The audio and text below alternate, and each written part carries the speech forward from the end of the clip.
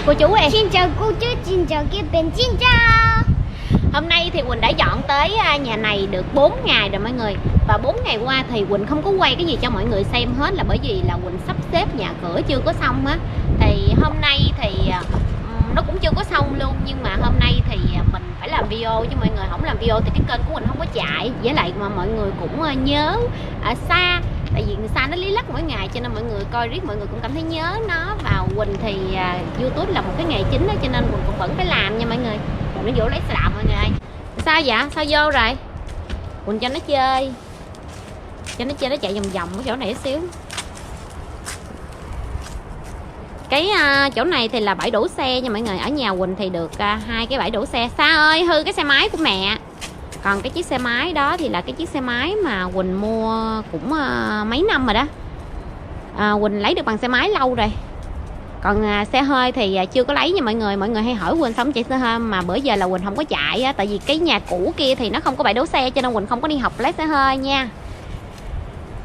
Rồi sao đi qua đây.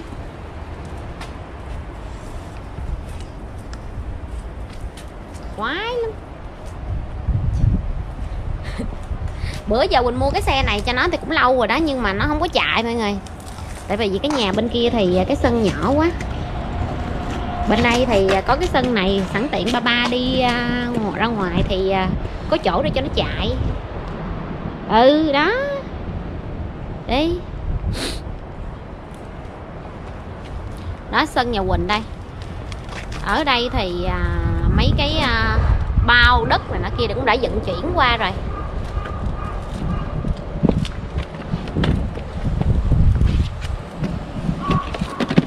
Rồi nó lôi cái xe kìa.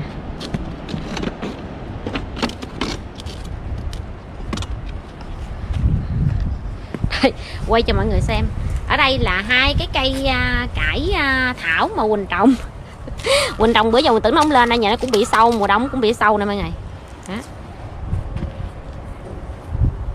Mấy bịch đất. Sao đâu rồi?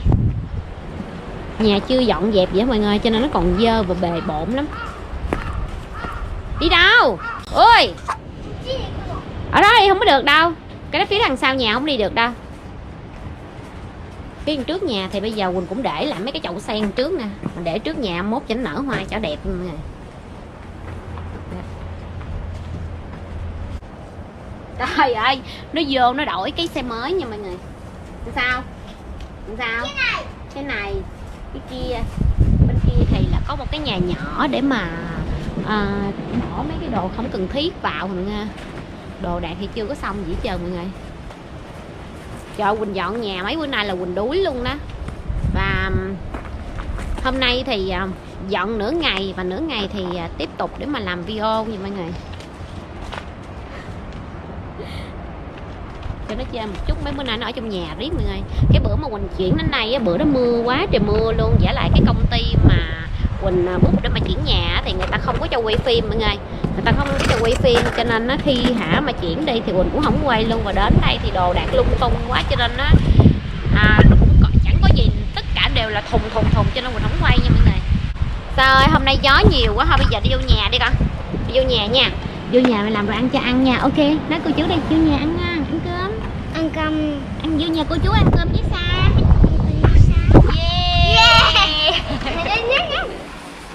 Đó. Thì nhà Quỳnh đó mọi người, mọi thứ ở phía ngoài á, thì vẫn chưa có làm xong á. Nhưng mà Quỳnh ráng Quỳnh làm sắp xếp cái phòng để mà Quỳnh quay video. Thì cái phòng quay video của Quỳnh thì nó cũng tương tự như là cái phòng cũ của cái nhà cũ của Quỳnh nha. Thì ở dưới nó vẫn là cái phòng chiếu của Nhật. Thì hôm nay thì mình sẽ ăn một mâm thịt nướng nha mọi người. Thì Quỳnh sẽ rủ anh Xảo Quỳnh vào ăn mâm thịt nướng của ngày hôm nay. Mình sẽ ăn một mâm thịt nướng thượng hạng, đầy đủ mọi thứ của ngày hôm nay nha. Coi như là mình chào đón nhà mới với bữa ăn đầu tiên tại nhà này. Thì mấy bữa nay á, thì hầu như gia đình Quỳnh bận bịu dọn dẹp, cho nên hầu như là ăn cơm hộp. Mọi người ăn cơm hộp đấy, thì mọi người cũng biết là ở Nhật thì những cái loại cơm hộp á, nó hầu như là nó chiên xào đồ thì nhiều quá, cho nên nó ngán lắm mọi người. Làm gì làm chứ vẫn thích ăn cơm ở nhà mình nấu. Quậy ha, nhảy ha. Trời ơi, cô nói cô mọi người. Bây giờ thì mình sẽ chuẩn bị cái bữa ăn của ngày hôm nay nha. Có thương cô chú không? Cô thương cô chú, cô thương các bạn, cô thương mẹ. Tự nó nói luôn rồi, có thương cô chú, có thương các bạn, có thương mẹ. Yeah. Thằng này nó xạo lắm cô chú ơi. Nó chơi ở ngoài đó có chút xíu mà nó kêu lạnh. Rồi leo xuống anh ba, mệt quá.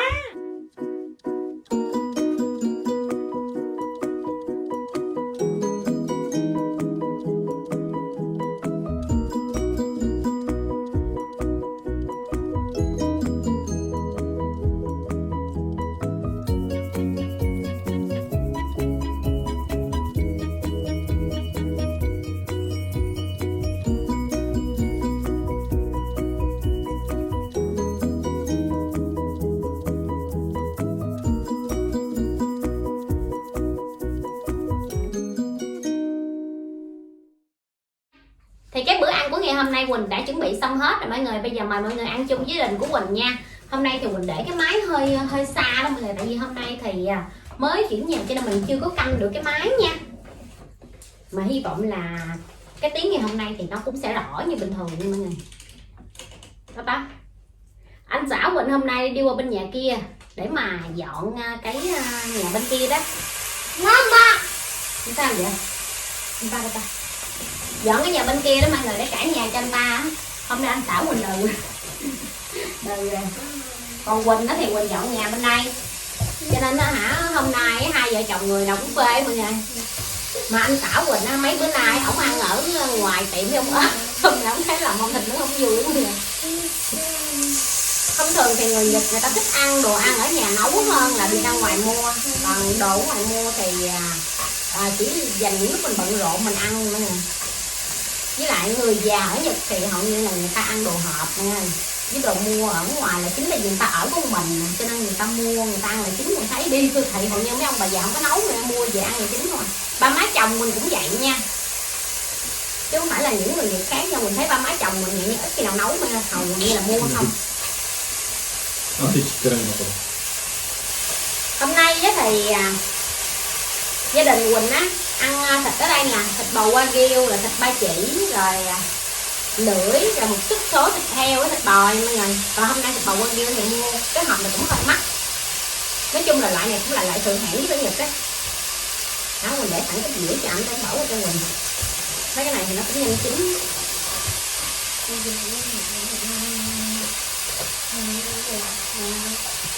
Ta ăn không? Mẹ bỏ với nha Sa. Ăn không? Ui.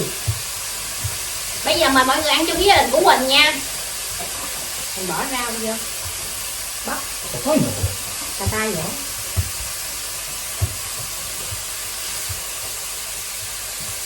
Hôm nay thì nhà Quỳnh ăn với cái sốt thịt nướng của Nhật nha. Quỳnh làm 2 chén sốt thịt nướng này. Sa ăn không? Cái sốt thịt nướng này thì Quỳnh ăn nhiều lần, Quỳnh có quay cho mọi người xem đó. Thì nó cũng giống như là những cái loại sốt thịt nướng mà mình ăn ở bên Việt Nam vậy đó. Là mình pha chế theo cái cách của bản địa, cái cách của cái vùng mà mình đang ở đó. Rồi ở đây mình sẽ cho thêm là hành, ớt, tỏi, mè nha.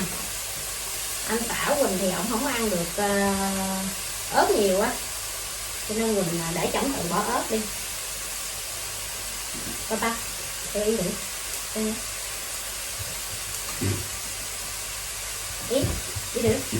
Đi được rồi. Anh xã Quỳnh không ăn tỏi, Quỳnh bỏ tỏi chậm thành treo á. Đi được. Không có đó. Đi má. Không ăn ớt đâu, hút chuyện. Itadakimasu. Quỳnh sẽ cho cái thịt vô trong cái rau cuộn nha, với lại chung ít kim chi. Hầu như ở Nhật mà người ta bận bịu, với lại người ta đi ra ngoài trời người ta ăn của mình, hầu như là người ta ăn thịt nướng là chính. Với lại ăn thịt nướng nó nhanh mọi người ơi, chuẩn bị nó cũng nhanh nữa. Mà mọi người ăn chung với gia đình của Quỳnh nha.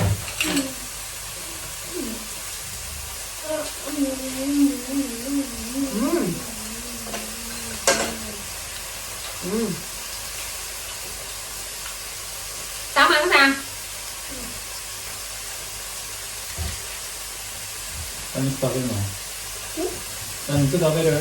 やば。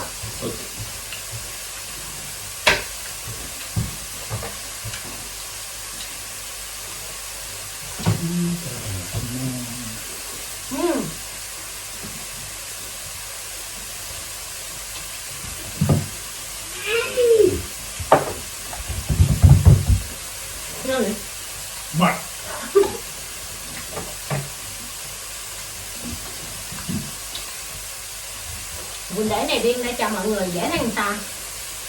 Còn hẳn cô đứa này. Trời ơi, 4 ngày à. Ăn ở ngoài hôm nay ăn món này ngon quá mọi người.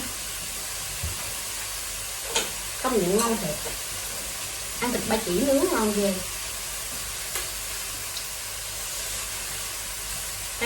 Cay của kim chi. Cái nhà mới này của Quỳnh đó mọi người. Thì nó nằm sát cái bìa rừng ở đây. Nó nằm sát cái bìa rừng.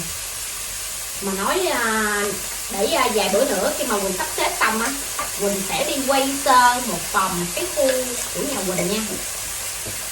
Thì cái bìa rừng này Quỳnh tránh cái chỗ kia, Quỳnh tránh cái chỗ kia thì nó là đồng ruộng đó, cũng có rắn mà ngồi bìa rừng còn dữ dội hơn nữa.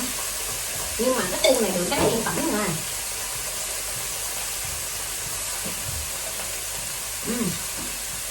Ủa này bơ của con miếng này vậy không biết làm Còn gì vậy?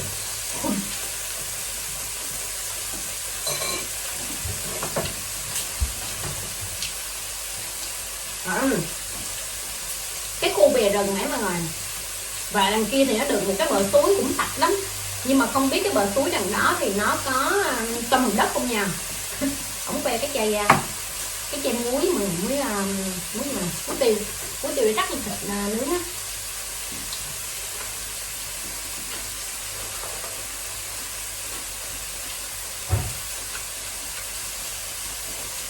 Thông thường thì ở mấy cái bờ suối á thì người ta đi bắt cá là chính mà,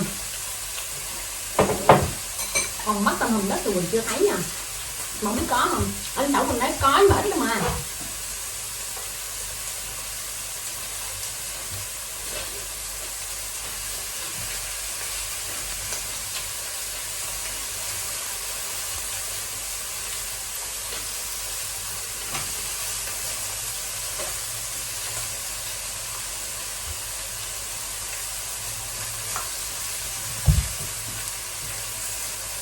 Ngon quá. Sao mẹ cho ăn miếng thịt nướng. Rồi nó uống hết miếng nước mẹ luôn. Ngon lắm, ta miếng thịt nướng thử đây. Ăn không? Để cho đói bụng mà.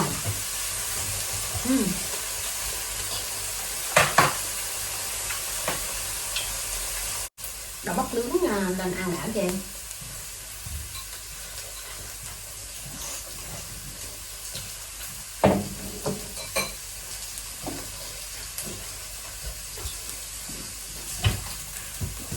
Cái nhà này của Quỳnh á thì người ta dọn ra được 1 tháng rồi sau đó vợ chồng mình mới dọn vô, cho nên á khi mà vô ở mọi người, lúc có 2 người á, lúc mà mình vô mình ở tối mình ngủ á, nó cũng lạnh cũng sợ mà, cũng sợ. Thì mình ở đâu thì mình sẽ đỡ sợ hơn. Nói chung là mình vô nhà mới thì cũng sợ nha. Với lại cái nhà này trước khi mà mình dọn vô á, thì mọi người cũng biết bây giờ đang là mùa dịch á.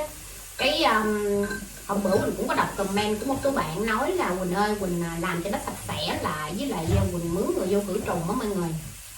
Thì Quỳnh cũng có kêu người đến làm mọi người, tốn hết thêm ít tiền mọi người.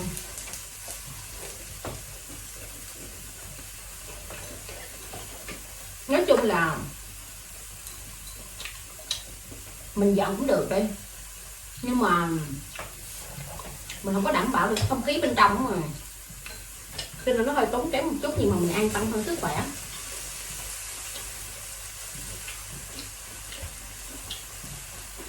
Để nhà của Quỳnh nó ổn định xong, dọn dẹp ngăn nắp sạch sẽ xong, sẽ quay sơ một vòng cho mọi người xem nha.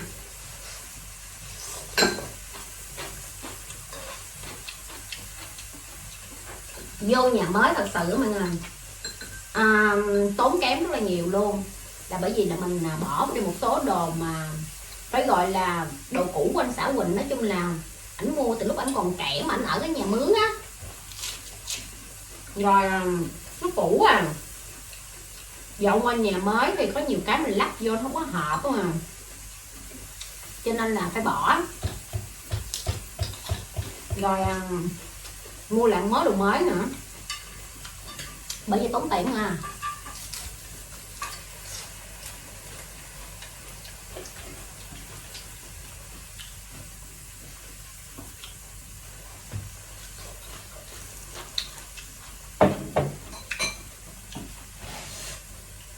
Ngon quá.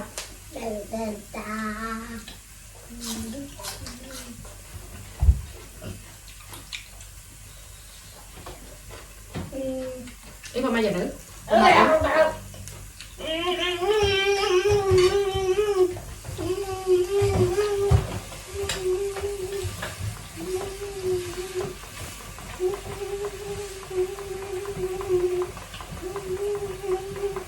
Chứ là mọi người biết không, khi mà Quỳnh mua cái nhà này á, cái Quỳnh làm cái hồ sơ mọi người để mà mua thì tiền nhà là Quỳnh trả hết là 100%, cho nên cái nhà này Quỳnh đứng tên á. Cái nộp giấy tờ nhà ra ngoài phường á để mà người ta xét coi mình có đủ điều kiện mua không. Tại vì ở Nhật có khi mà mình muốn mua nhà á là mình phải là đóng thuế đầy đủ, với lại là không được thiếu tiền giống như tiền nhà mạng, điện thoại, hay là thiếu tiền ngân hàng, hay thiếu tiền tất cả các thứ mà người ta kiểm tra. Cho nên bây giờ người nước ngoài mua nhà cho nên là người ta xét nó kỹ hơn là người Nhật mua nha. Với lại nói chung là mình mua nhà, cho dù là mình mua bằng tiền mặt hay là mình mua trả góp như thế nào cũng vậy, thì mình không có được thiếu nợ. Mọi người nói thiếu nợ ngân hàng là thiếu nợ, nói chung là thiếu nợ mọi người. Bị lý lịch đen thì sẽ khó mua hơn.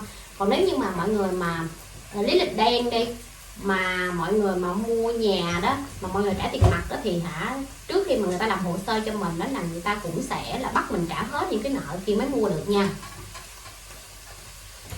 Đó là điều kiện để được mua nhà ở Nhật nha mọi người.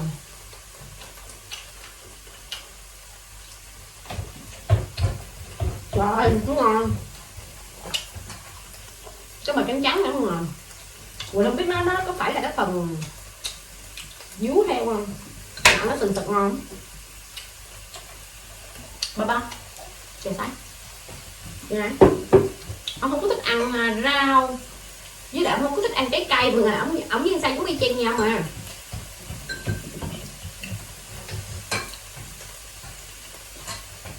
Ôi xí đi đâu, đi xuống làm gì, đang nóng nè, đừng có đi xuống nữa.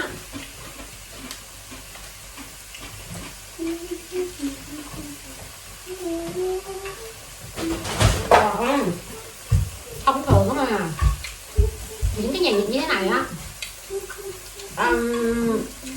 phía ngoài á, cái khu nợ á là do nhà của công ty người ta xây á, cho nên mấy cái này người ta xây giống nhau.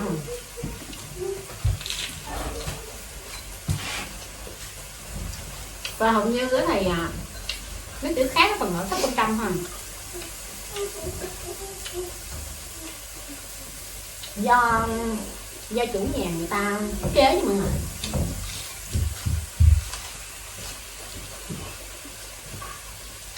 Còn nếu mà mình muốn làm luôn mà mình thiết kế cả nguyên một căn nhà luôn á, cái tiền nó cũng sẽ mắc đấy mọi người. Làm tính theo cái tiền đó đó, tiền là thiết kế á.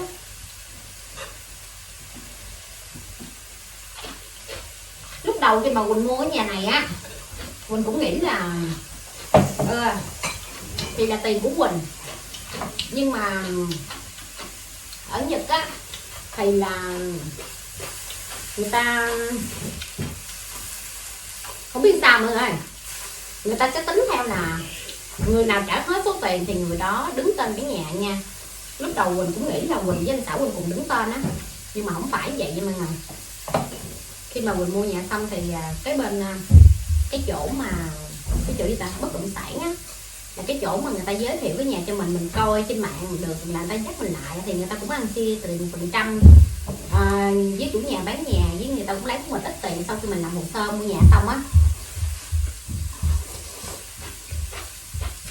Nếu như mình mua trả góp á thì để anh xã mình đứng tên nó sẽ hay hơn nha. Tại vì ở Nhật có thì nó có cái luật đó là khi mà mua nhà trong thời gian trả góp á, thì anh xã đứng tên và anh xã trả tiền nhà. Và lỡ như mà bất đắc kỳ tử mà anh xã không còn ở chung với mình nữa, không còn sống với mình nữa mà là mất á, thì mình là người vợ á, sẽ không có cần phải trả cái số tiền còn lại nha. Không biết cái luật này á nhiều lúc có thể thấy Hùng thấy cũng được không mẹ ha, cho nên hầu như là mua nhà trái góp á Nhật thì thường thường là chồng đứng tên là chính nha. Cái này là Quỳnh chỉ là chia sẻ cho mọi người thôi, thì Quỳnh cũng biết vậy á.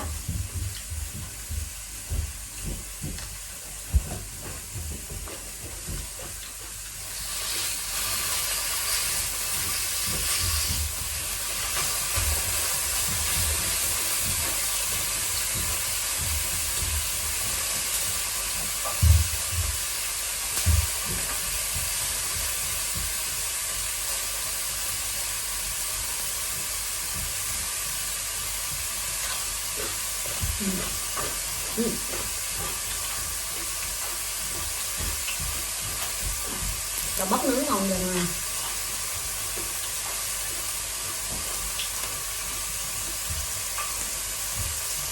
Nãy giờ ổng ăn thì ít, ổng nướng cho Quỳnh là nhiều quá.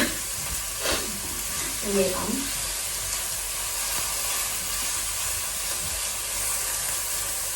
làm cái gì làm mọi người cũng nghĩ tới vợ con là chính, bà ba của con nhưng nó thầm với nay vợ của con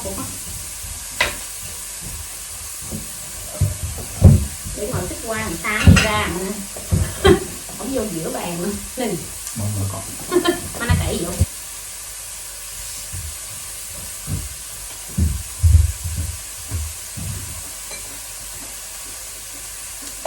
Rồi.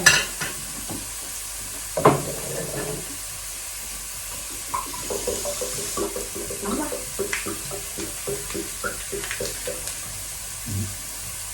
Đi được. Rồi. Chắc được à. Đến bữa Quỳnh nói cho Quỳnh chút xíu nước rồi vẫn cho vậy mà.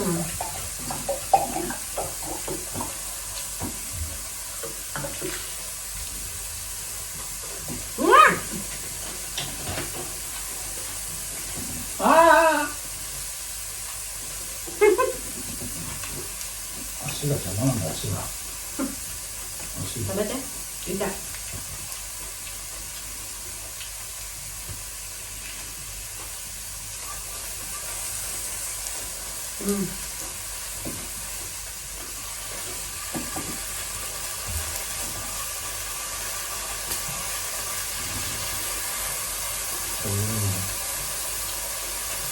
Lúc trước Quỳnh kêu ổng vô video với Quỳnh mọi người, không có vô mà lúc này kêu vô thì thỉnh thoảng còn vô nha. Tao được.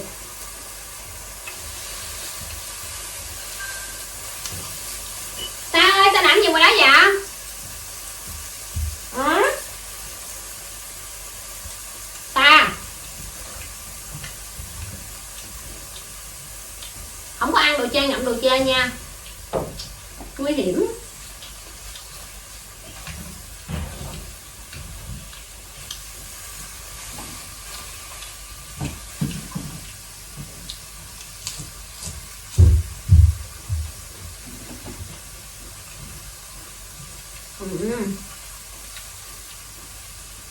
Ngon rồi. Bây giờ trời lạnh lạnh ăn gì cũng đã. Hôm nay Quỳnh dắt người ta ra trước sân chơi xíu á, mà nó lạnh lắm, mà gió nó lạnh khủng khiếp luôn á.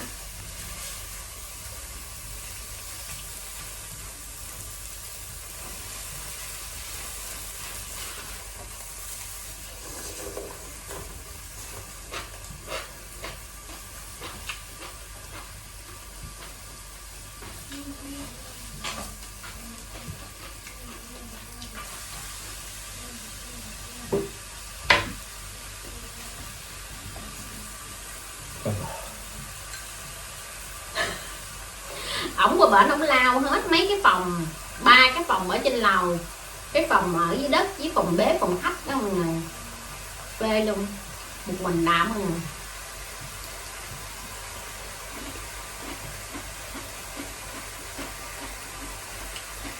Tại vì anh nói là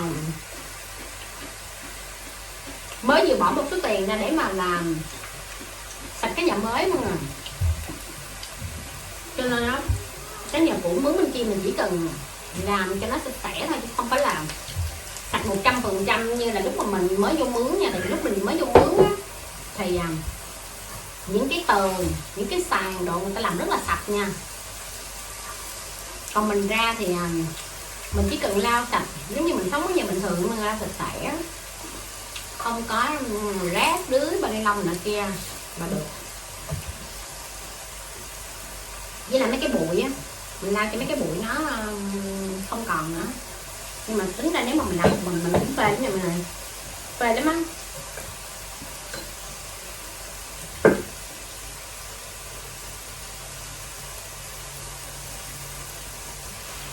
Ba udah bersih nih Ngon. Ủa? hả này Ngon. ngon, ổng kêu ngon ngon. Ổng không có nói được tiếng Việt mà ổng nói được có vài chữ mà giống như là em bé mà mới bắt đầu nói được một chữ hai chữ gì đó. Trời bất Quỳnh nó cuốn xấu quá.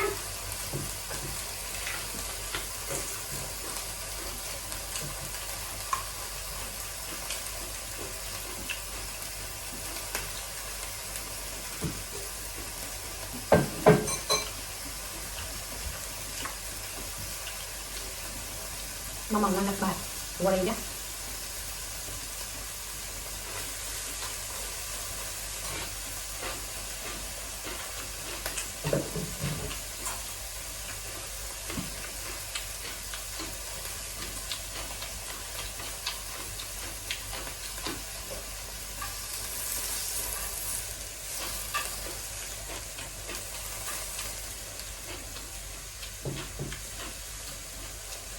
Tôi đang hết cuốn này thôi nhưng mà no quá.